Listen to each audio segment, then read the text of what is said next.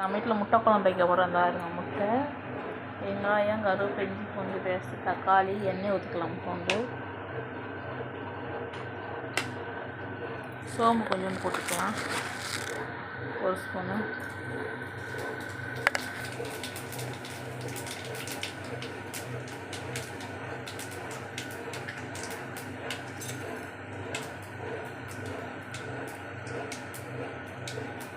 ஒன்றரை தட்டி வச்சுருக்க வெங்காயம், சின்ன வெங்காயம், அதை போட்டுக்கலாம்.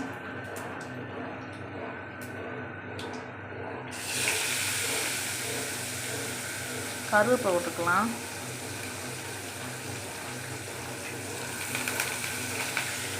நல்லா வதக்கலாம்.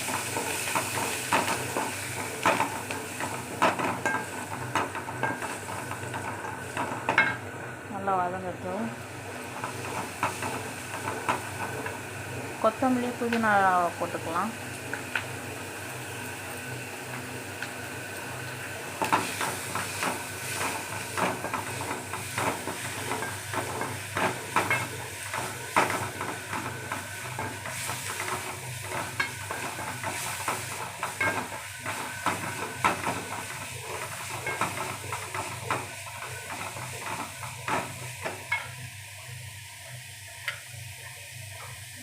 இஞ்சி பூண்டு பேஸ்ட் போட்டுக்கலாம்.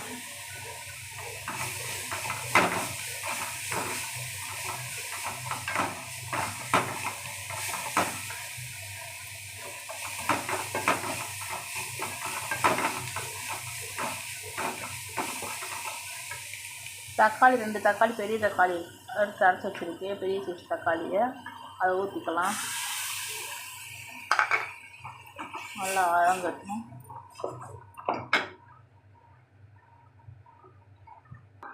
2 ஸ்பூன் குழம்பு மிளகாப்பொடி, வீட்டில் அரைச்ச மிளகாப்பொடி, அதை போட்டுக்கலாம்.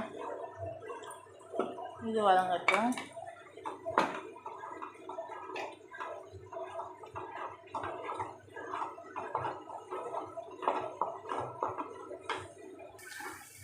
நல்லா வதங்கிடுச்சு. எண்ணெய் பிரிஞ்சிடுச்சு. நம்ம தேவையான அளவு தண்ணி ஊற்றிக்கலாம்.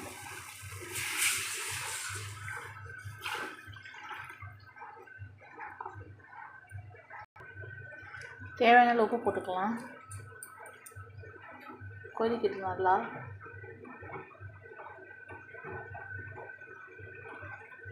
நல்லா கொதிச்சு வரட்டும்.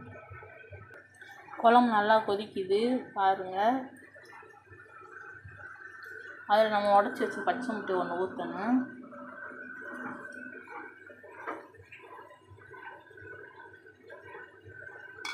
நல்லா கொதிக்கட்டும். பாருங்கள், நல்லா கொதிச்சிருச்சு. முட்டையை உடச்சி ஊற்றணும் பாருங்கள். அது பாருங்கள், இப்படி கறி குழம்பு மாதிரி இருக்குது. உடச்சி ஊற்றினோம்னா திக்னஸ்ஸாக வரும். கொஞ்சம் வேக வச்சு வச்சுருக்கோம் பாருங்கள். அந்த முட்டையை எடுத்து போட்டுக்கலாம். 2 கீறி வச்சுருக்கேன்.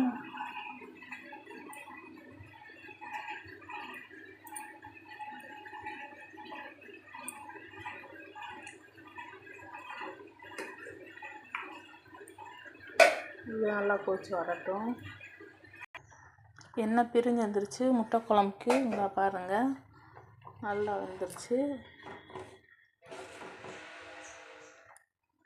சுவையான முட்டை குழம்பு 1/2 மணி நேரத்தில் வச்சுலாம் நல்லாயிருக்கும். இது சப்பாத்தி, சாப்பாட்டுக்கு, தோசைக்கு எல்லாத்துக்குமே சூப்பராக இருக்கும். பாருங்கள்,